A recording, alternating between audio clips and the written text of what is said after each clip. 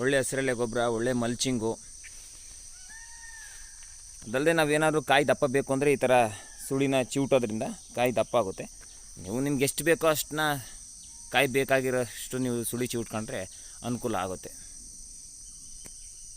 ಇದು ನಾನು ಅಡಿಕೆ ತೋಟದಲ್ಲಿ, ಆದರೂ 7 ವರ್ಷ ಅಡಿಕೆ ತೋಟದಲ್ಲಿ ನಾನು 2 ಎಕರೆಲಿ ಹಾಕಿದ್ದೀನಿ.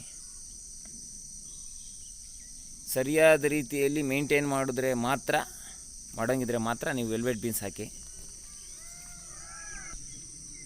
ನೀವು ಇದ್ರೊಳಗಡೆ ಬರೋಕ್ಕಾಗಲ್ಲ ಶಾದೆ ಅನ್ನೋದಾದರೆ ಗಂಬೂಟಾನ್ ಬಳಸ್ಬೋದು. ಕಾಲ್ಗೆ ಹಾಕಂತೀವಲ್ಲ ಗಂಬೂಟಾನ್ ಬಳಸ್ಕೊಂಡು ಆರಾಮಾಗಿ ಇದ್ರೊಳಗಡೆ ಬಂದು ನೀವು ಮೇಂಟೈನ್ ಮಾಡಬೇಕಾಗುತ್ತೆ. ಇದು ನಾನು ಹಂತವಾಗಿ ಹಾಕಿರೋದು.